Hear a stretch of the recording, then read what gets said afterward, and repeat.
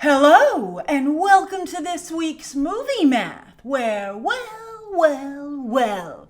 they like to say, well, actually, some of you even do as well, and you've had cause to, by the way, to be fair, that the movie star is dead. But, lo and behold, not just one, but two of them burned brightly this weekend.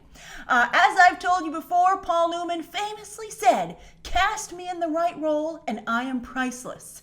And I think clearly Tom Hardy and Lady Gaga were cast in the right roles. But interestingly, both find themselves in very different situations. Let's discuss. So while it seemed for a hot minute that after being discovered by none other than Christopher Nolan, although Nolan's career hasn't gone quite as I'm sure he imagined either, right? What's your next move, Nolan? Stop taking so long to decide. I'm sorry Dunkirk didn't win any awards, but we kind of told you it wouldn't. I mean, I think it was fairly obvious from like immediately, that well, that's a whole different conversation. And I know some of you are like, but Grace, it deserved Oscars. Well, it didn't get any. Anyway, Tom Hardy was supposed to be a movie star a few years ago, as you might recall, right? But it was just as if the actor was working against what he was meant to become. From covering his face to making his voice unintelligible, although that was even levied at him for this movie, although that was just like a phase. It went away pretty quickly. And then sometimes he didn't even talk in his movies, right? And then he picked a lot of small projects that never really got any traction. But Venom, a role that he picked because his son is such a fan, is the first smart career move he has ever made. Took him a long time. And sure enough, and also it's because he didn't do it for his career. Again, he did it for his son. But sure enough, fans showed up, right? They were just looking for a reason to support you, Tom. Thanks for finally giving them one.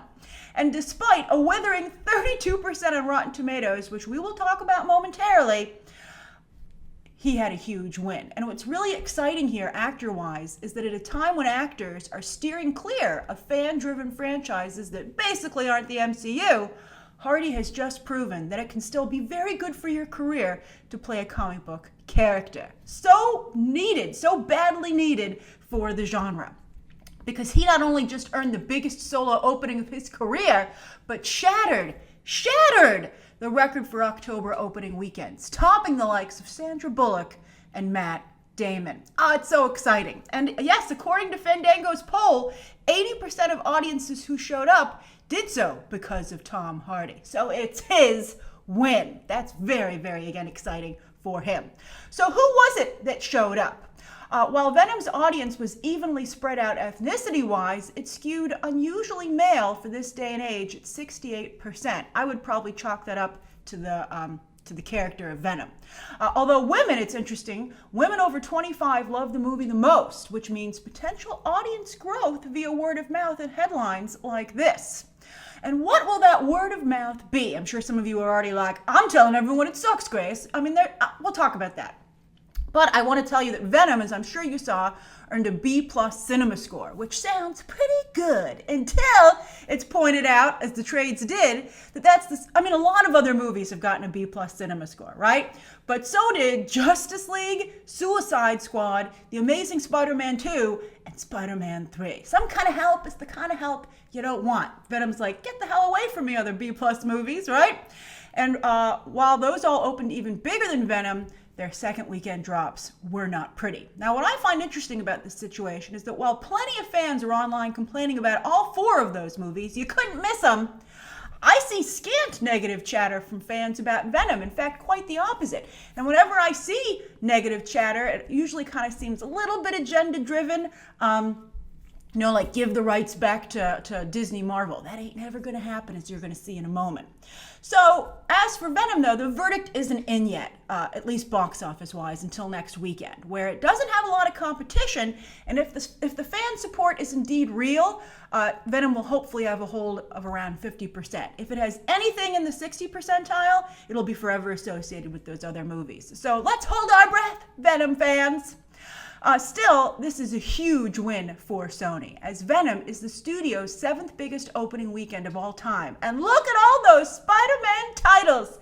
They ain't never given up this franchise. And as I've told you before, I was told by somebody who works at Marvel on the down low that Sony owns part of the character of Spider-Man, not just the film rights, because Marvel was in a bad way when they made that deal, and Sony took advantage of them. So that's why I believe Disney Marvel was willing to work with Sony with the Tom Holland stuff, because they know they're never getting that character back. They can't wait Sony out. And as you can see, Spider-Man is webbing together the entire studio. All right, and that's why they're going to keep going with this too, this franchise. And Venom is also the 7th biggest opening for 2018 so far, with Amy Pascal beating out Kevin Feige's Ant-Man and the Wasp. That has got to feel good. Kevin, are you sure you don't want to play with Amy's toys? You sure about that? Right? She's like, I've got some pretty good toys over here too, Kevin. Now, this is also great for Hollywood overall, as it creates another golden release date, the first weekend of October. Warner Brothers has already called dibs for next year with The Joker, which I think will have similarly boffo results, unless something, I think it would be hard to derail that movie, quite frankly. And then Fox Marvel, so I guess now Disney has dibs for it for 2020. And speaking of Disney, some of you pointed out to me, Bob Iger is already trying to poach Lady Gaga. Oh, and you know what? I can see her as maybe a reimagined Ursula in the upcoming live-action Little Mermaid, right? Seriously, she would kill that role and be a great choice with her strong ties to the LGBT and also drag community. Some people have said maybe a drag queen would be great in that role, and this gives Disney a chance to, I think, please everybody. And again, she would knock it out of the park.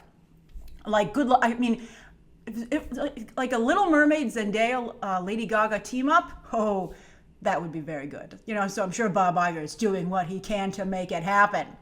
All right, so now Warner Brothers has been trying to lock Gaga down for weeks now, as we've been seeing, offering her DC roles that are quite frankly beneath her. So now that she's proven she can bring in an audience, they'll have to step up their game if they want to keep her at the studio. Although, again, to compete with an offer from Disney, that's gonna be tough.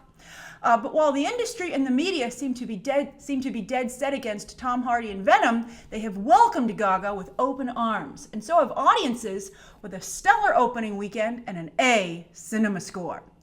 This movie, interestingly though, skewed more female at 66%. So you had a classic case of counter-programming this weekend. It still works. Guys going to see Venom, women going to see A Star is Born. But maybe in the weeks ahead, as women maybe check out Venom, guys might start to check out A Star is Born. And the only place where A Star is Born lagged was a diverse audience, where it was overwhelmingly Caucasian. And you might recall that when Clint Eastwood was going to direct this fourth retelling of the story, he had wanted Beyonce for the lead. Still, this is, shoulda, woulda, coulda, right? I think this turned out fantastic. A huge win for Warner Brothers, Lady Gaga, and Bradley Cooper. And as A Star is Born hopes to not only have legs at the box office, it definitely has something for its awards campaign arsenal, and that's a great box office headline. I would say that this fairy tale ain't over, but all three of them have worked damn hard to get here. And so let's see how far they can get themselves. Now, the one sad note in an otherwise joyous box office weekend was Fox's The Hate U Give, which opened in limited release with a very poor per theater average, which will not help it during awards season. And with all due respect to Amanda Stenberg, I'm curious how many of you are Amanda Stenberg fans? She's supposed to have an online fan base, and we aren't seeing it, because this makes her 0 for 2 when it comes to attracting an audience and media attention, both crucial. And she, in both cases, is also working with popular, or at least, well-known, respected source material with an audience. Now, as for the overall top 10, Warner Brothers enjoyed another smaller victory with Smallfoot, which enjoyed the smallest opening in the top 10 in just its second weekend. But the biggest drops were from last weekend's other new releases, Night School and Hellfest, which puts a bit of a dent in Kevin Hart's own movie star status. Then as for this upcoming weekend, again, as you can see, Venom has little competition, and therefore no one to blame but itself if it doesn't deliver a solid second weekend hold.